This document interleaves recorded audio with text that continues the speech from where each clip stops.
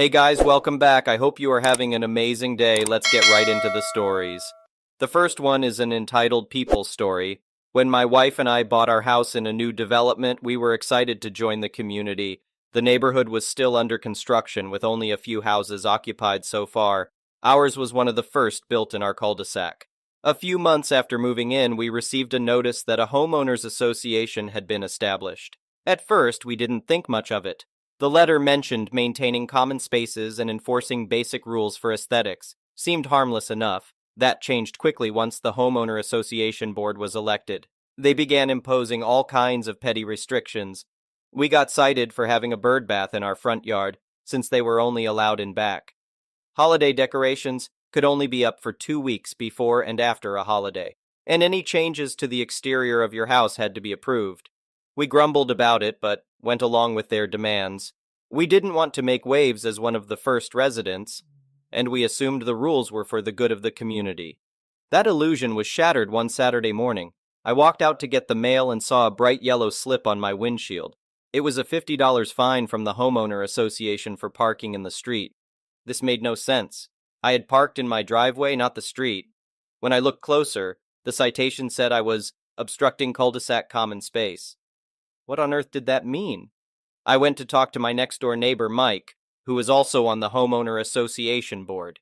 He explained that the cul-de-sac island was considered common space, so even though it was part of my driveway, I wasn't allowed to park there. I had to keep that area clear. I pointed out that the cul-de-sac island was maybe big enough for half a car, and it was smack in the middle of my driveway. How was I supposed to avoid parking there? Mike shrugged and said rules were rules. People weren't allowed to park in the cul-de-sac common spaces. It was to keep things orderly. This was ridiculous. I wasn't blocking anyone's access or causing any issues. I was literally parking in my own private driveway, and I was being fined for it. I decided to contest the citation. The homeowner association notice said I could appeal to the board in a hearing, so I submitted my appeal and waited for a response. A few weeks later, I got a letter with the date for my hearing. Though hearing was a bit of a stretch, I was given 5 minutes to state my case in front of the homeowner association board at their monthly meeting. When my turn came, I explained that it was unreasonable to expect homeowners not to park in part of their own driveways. The cul-de-sac island was a meaningless technicality. This rule served no purpose except harassing residents. The board members stared back impassively. After I finished, the president curtly thanked me for my comments. They didn't ask me any questions or deliberate at all. The whole thing felt like a sham. Sure enough, a week later I got their decision letter. My appeal was denied. The fine would stand, and I needed to comply with the parking policy. No further appeals were allowed. At that point, I'd had it. The homeowner association was out of control on a power trip, and I was done being pushed around. I decided if they wanted a war, they'd get one. I parked my biggest truck dead center in the cul-de-sac island of my driveway. I left it there every day, even though I rarely drove it. Of course, the fines started piling up almost immediately, but I didn't pay any of them. I waited to see what their next move would be. It didn't take long to find out. I came home from work one day to see a tow truck hauling my truck away. Those jerks had it impounded as an illegally parked vehicle. The homeowner association president came waddling over, smug as could be. He said they had authorizations to tow violating vehicles, and they'd continue to do so if I kept breaking the rules. In that moment, I almost snapped. I wanted to grab that weasel by his collar and throttle him, but I held it together. This was war, and I wouldn't lose my cool. Instead, I called my lawyer. I explained the situation and asked what my options were. He said it seemed pretty clear-cut. The homeowner association was overstepping its authority with unreasonable rules and equally unreasonable enforcement. He advised me to continue contesting their fines and fees. Eventually, they would tire of the cost and hassle of the legal battle, or we could take them to court for harassment. Heartened, I continued my defiance. My truck came back from impound with a stack of fees, but I didn't pay those either, and I immediately parked it back where it was. Each day I left it parked on the cul-de-sac island. Let them tow it again. I'd gotten a dirt cheap old beater to drive as backup transportation. Meanwhile, I kept thorough records of all fines and correspondence. I wrote detailed accounts of every interaction with the homeowner association board members. Finally, after a few weeks of this, I got a call from the homeowner association president. To my surprise, he sounded concerned, almost conciliatory. He asked if we could meet and discuss the issue. I agreed to the meeting, curiosity piqued. What changed to make him back down? The answer became obvious as soon as I arrived. Half the neighborhood had gathered at the community center for the meeting, and they looked mad as hornets. Turns out word had spread about my fight with the homeowner association, and other residents were equally fed up with the ridiculous rules and tyrannical board. My defiance had become a rallying point. People started standing up to the homeowner association, contesting citations and demanding changes. They were done being bullied and harassed in their own homes. The president stammered apologies and assurances that they would revisit the rules. It was clear he was in damage control mode. They'd have a revolt on their hands if they kept up their ways. In the end, we negotiated a truce. The homeowner association eliminated the rule about cul-de-sac parking and dropped all fines against me. I, in turn, agreed to dismiss my pursuit of legal action. And at the next homeowner association election, the president and his cronies got decisively voted out. The new board was far more reasonable. They say one person can't fight City Hall. But this experience proved otherwise. With persistence and a willingness to stand up to overreach, the little guy can still win.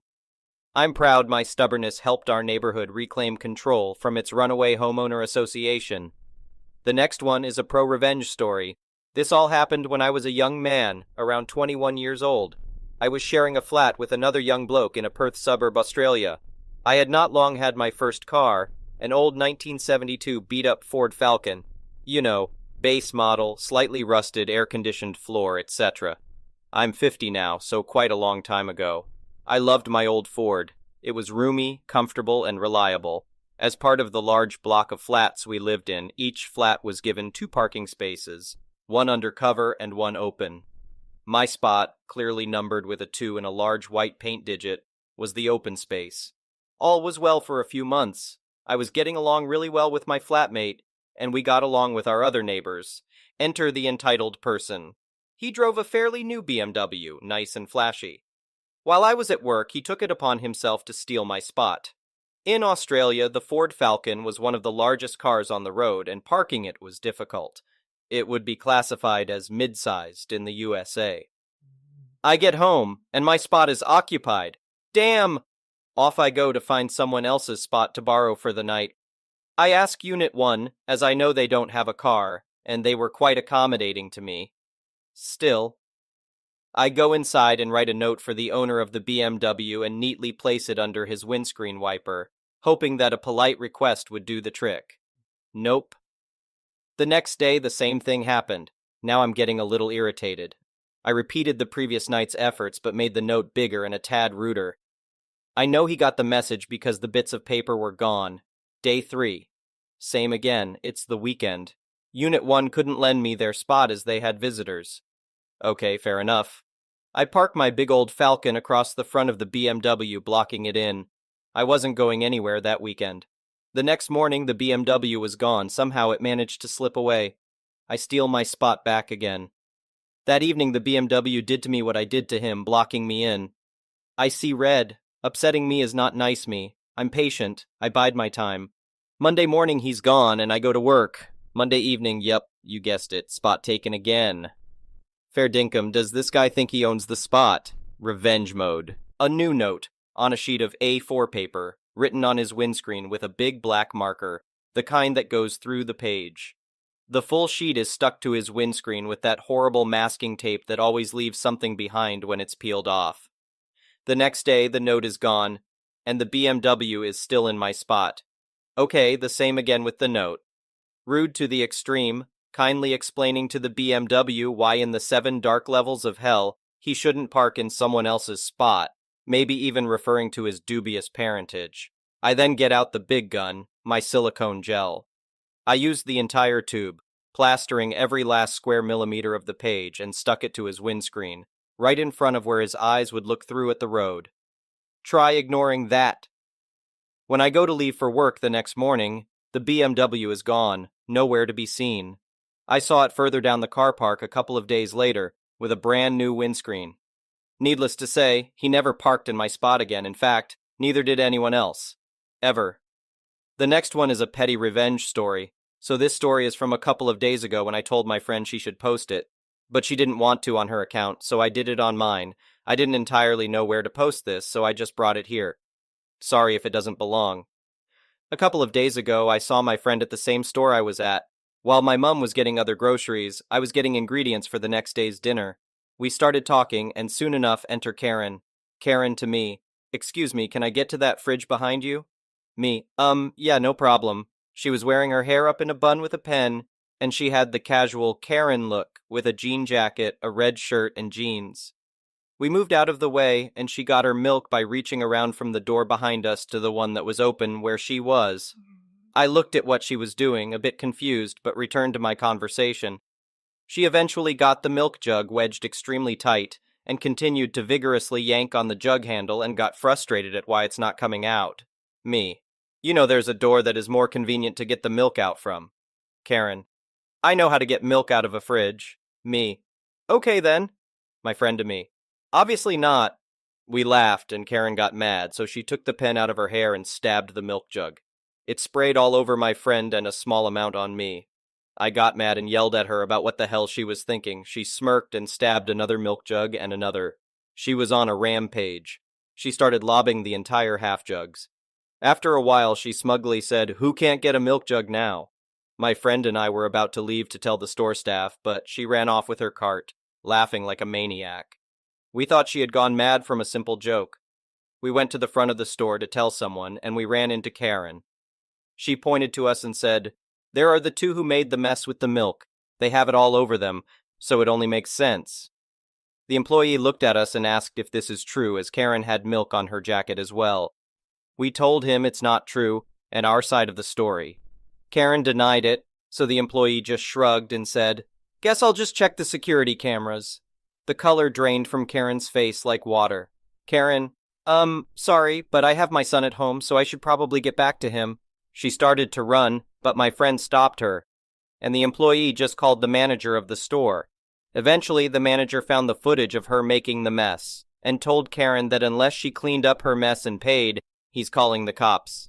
The manager called the cops anyway, and both my mom and her parents found us, and the manager explained. We left the store, and we still can't forget her face when she knew she had been caught. The next one is a malicious compliance story. I worked for a water company for 25 years and was one of their most productive repair crews. That is, until the new manager, let's call him Mr. Numbnuts, started. We had a monthly rota where you are on call for 1 week in 4, for emergency repairs out of hours. On the day in question, I started work at 7:30 a.m. on a Friday and finished work at 3:15 a.m. Saturday morning, so a pretty long shift. I get to work Tuesday morning and get called into the office by Mr. Numbnuts and informed that according to my vehicle tracker, I'd left the yard at 3:12 a.m. and not 3:15 a.m., which is an attempt to defraud the company. As you can imagine, I was absolutely fuming at this level of nonsense. I told him that at the time I was covered in mud and sweat and just wanted to get home after completing a long shift for the company. I asked him if he was genuinely making a big deal out of 3 minutes. He said he was making me aware that I could be fired for it. Cue malicious compliance. I said that if we're going to be this petty, you can take me off the emergency contact list for extra coverage, and I won't be starting 20 minutes early each day either. I'll now be clocking in at exactly 7:30 a.m. and heading out at exactly 5:30 p.m., no deviation whatsoever. You can explain to your bosses why productivity is down and why you're struggling to get coverage for emergencies. We'll then see how important your 3 minutes are when they are costing the company money. Little did I realize at the time, but the guy's job was bonus related and linked to our productivity. Productivity tanked after that because all the other crews followed my lead, except the brown-nosed crews, obviously. 3 weeks went by with an absolute mess in customer service complaints about their work not being carried out in a timely manner. My productivity dropped from 7 jobs per day down to 4. Mr. Numbnuts got called in by his bosses to try and explain what is going on. He tried to spin some nonsense story that I'd turned all the guys against him for no reason, and that this was the result. Little did he know that I'd actually trained his boss when he first started with the company 15 years before, and wanted to come out and find out what we do and experience how hard the job is. He surprised me by working a full month on the repair crews before going back to the office. Anyhow, the boss called me in to find out what was really going on, so I explained how he'd used the tracker to monitor what time I'd left the yard and that I'd estimated my finish time and overestimated by 3 minutes because I was absolutely exhausted after working a grueling on-call shift. The conclusion was that the manager was let go for misuse of the tracking system, as it's only supposed to be used for emergencies, and we had our on-call system reviewed to reduce the hours we were having to work. The next one is an entitled people story. I was never close to my cousins. I haven't seen them since 2017 at my grandma's funeral. Of course, we exchanged a few texts back and forth, but it was nothing to speak of. Last year, they both tried to get involved in my relationship with my now fiancé. They followed him on Instagram, which I thought was a bit weird because I rarely talk to them, but I tried not to think much of it. One of my cousins, I'll refer to her as A, even DM'd my now fiancé. Then she texted me a screenshot of the DM. She said in the conversation that she wanted to talk to him to make sure he's good enough for me. I found that really weird because this is someone I haven't seen since 2017, and I rarely talk to. I told her that I don't feel comfortable with this conversation she's having with him, and I even told my now fiancé not to reply, unfollow, block, do what you have to do. My other cousin, the sister of A, I'll refer to as M, caught wind of what I said to her sister, and she made my life hell. She harassed me through DM in such an intense way I didn't think was humanly possible. So I blocked her on Instagram. Then she continued to harass me through my number in regular text. I blocked her there too. I was so distraught that I was a complete mess. After all of that, I started receiving these creepy, harassing prank calls. My fiancé was getting them too sometimes. I would get random calls from weird numbers, voicemails of someone screaming like they were being brutally murdered, and even one of a man making masturbating sounds. It was so bad, this was on a continuous loop and it never ended. I went to the cops and changed my number. My mom started receiving the calls too, but not as bad as me. She did some research on the numbers and somehow linked all the calls to my cousin M and her friend. I'll refer to as L.